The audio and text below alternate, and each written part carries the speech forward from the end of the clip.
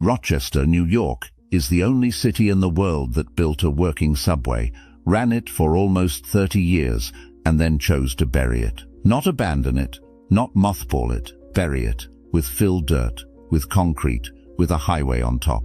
5 million passengers a year rode this line at its peak. The city spent $12 million building it, double the original estimate. And then, in a secret vote that the public never saw coming, the council decided to erase it. Today the trains are gone, the tracks are pulled, and beneath Broad Street in downtown Rochester, there's a 2-mile stretch of tunnel covered in murals that no commuter will ever see again. By the end of this story, you'll know why Rochester built a subway inside the bed of an abandoned canal, who killed it, and what the city is still paying for that decision 70 years later. Here's what makes this story different from every other tale of American transit failure. Rochester didn't lose its subway to bankruptcy. It didn't lose it to neglect. It lost its subway to a conscious, deliberate act. A city council that looked at a functioning rail line carrying thousands of people a day and said, "We'd rather have a highway."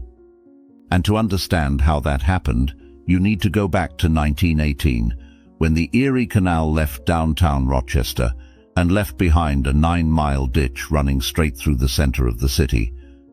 What Rochester did with that ditch, and what it chose to undo, is one of the strangest infrastructure stories in American history. The subway's rise, its wartime glory, and its quiet execution all hinge on a single piece of geography, that empty canal bed. Remember that detail. It's going to decide everything. The Erie Canal had run through Rochester's heart since the 1820s. The city literally grew up around it. But by the early 1900s, the state was rerouting the canal to a wider path south of the city, and in 1918, the last boat passed through downtown. What remained was a long, narrow trench, below street level, grade separated, cutting east to west across the entire city. It was, by accident, the perfect shape for a rail line. The city's mayor, Hiram Edgerton, saw the opportunity immediately. Rochester in the 1910s was choking on its own success. Interurban trolleys, the electric rail lines connecting Rochester to the surrounding towns, shared the surface streets with horse carts, early automobiles, and pedestrians. Congestion was becoming dangerous. Edgerton's proposal was elegant: lay tracks in the empty canal bed, roof over the 2-mile downtown section to create a new street above it, Broad Street, and funnel the interurban cars underground. One corridor could solve 3 problems. It would move the trolleys off the streets, connect 5 freight railroads, and give Rochester something no other city its size had ever attempted: a working subway. Now think about what that required. This wasn't just a transit project. The city was building a street and a subway at the same time, in the same trench, one on top of the other. The downtown tunnel ran directly over the old Second Genesee Aqueduct, the massive limestone structure that had once carried the Erie Canal across the Genesee River.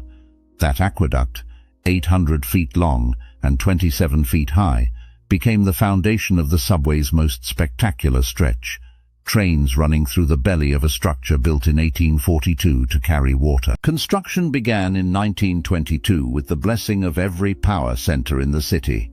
The newspapers backed it. The Chamber of Commerce backed it. The labor unions backed it. Rochester's new mayor, Clarence Van Zandt, called it the proof that the city's trajectory was only going up. The project had universal support of a kind that is almost impossible to imagine today. It cost $12 million, about $165 million in today's money, and it took 5 years. On December 1st, 1927, the Rochester Industrial and Rapid Transit Railway opened for business. The system stretched roughly 7 miles east to west, with about 24 stops. Only 2 miles ran underground through the Broad Street Tunnel. The rest ran in open cut, below street level but not covered, which is what subway actually meant in the transit language of the time. Below grade, separated from traffic.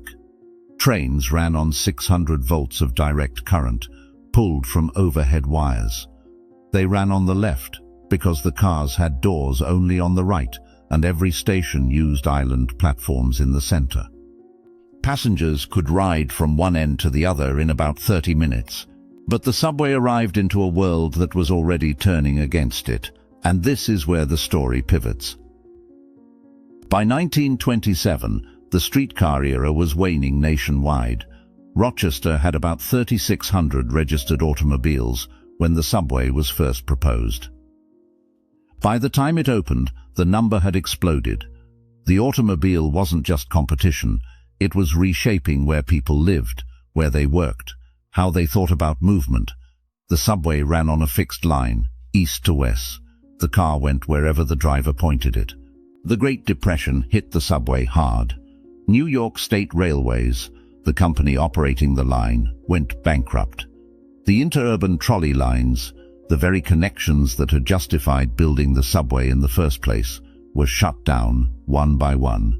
By the late 1930s, the subway had lost its feeder lines and stood alone, a rail corridor through a city that was rapidly converting everything else to buses and rubber tires.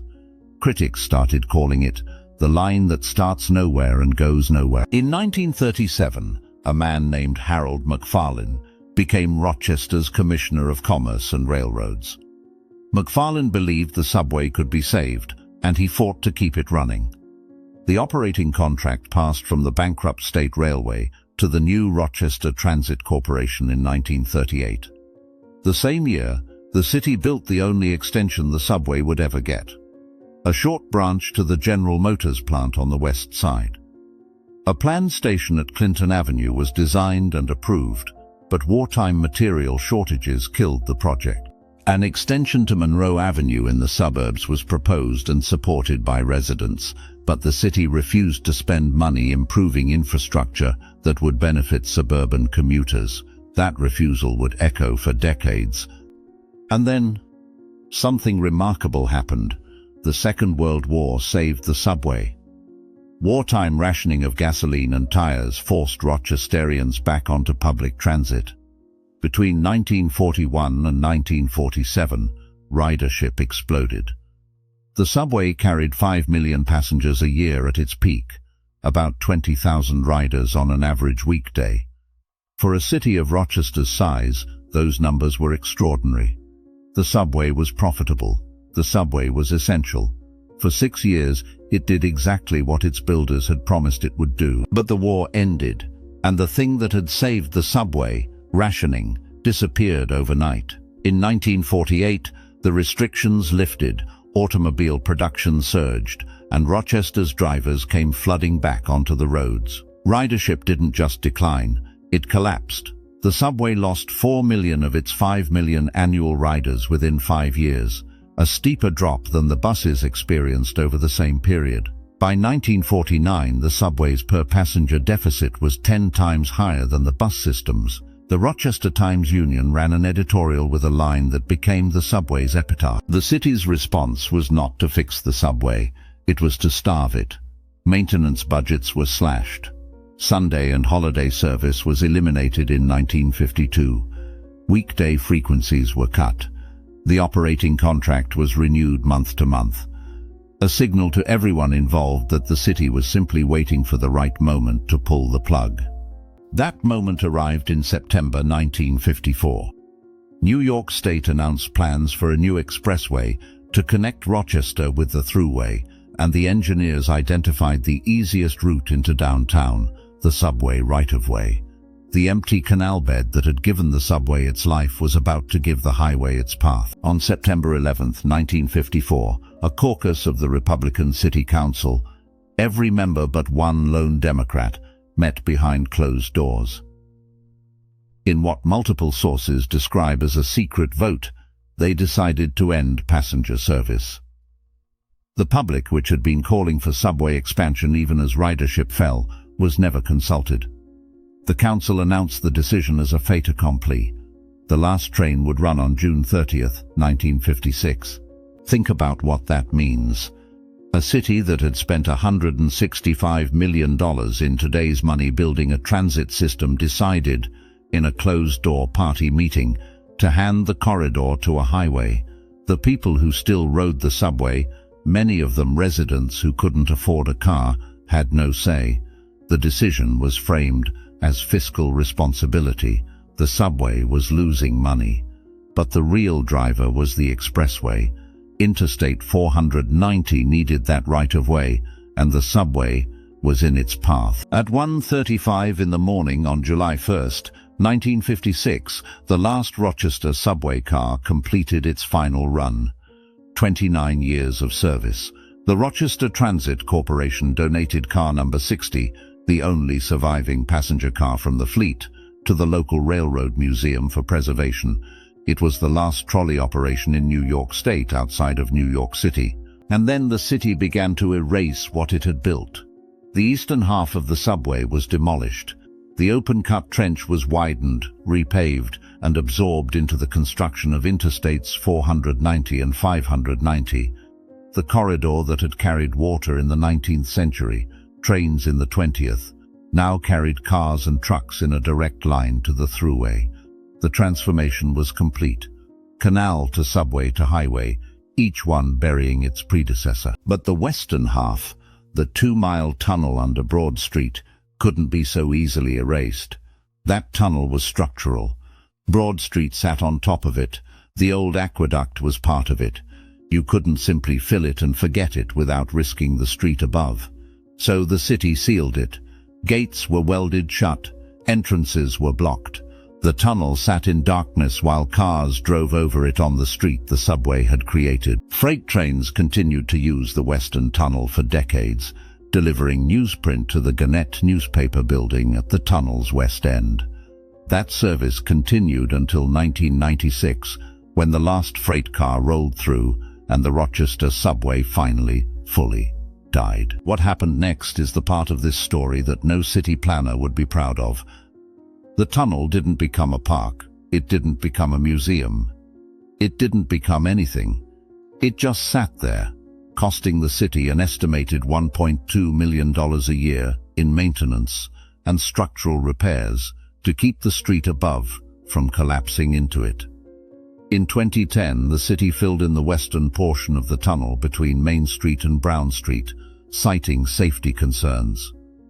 The remaining stretch, from Exchange Street to the intersection of Court Street and South Avenue, was left open but sealed, and the graffiti artists found it. Rochester's abandoned subway tunnel became one of the most remarkable underground canvases in America. The gates were rarely locked. Urban explorers, street artists, and the city's unhoused population moved through the darkness, and the walls bloomed with color. Murals of fish, abstract landscapes, political commentary, portraits.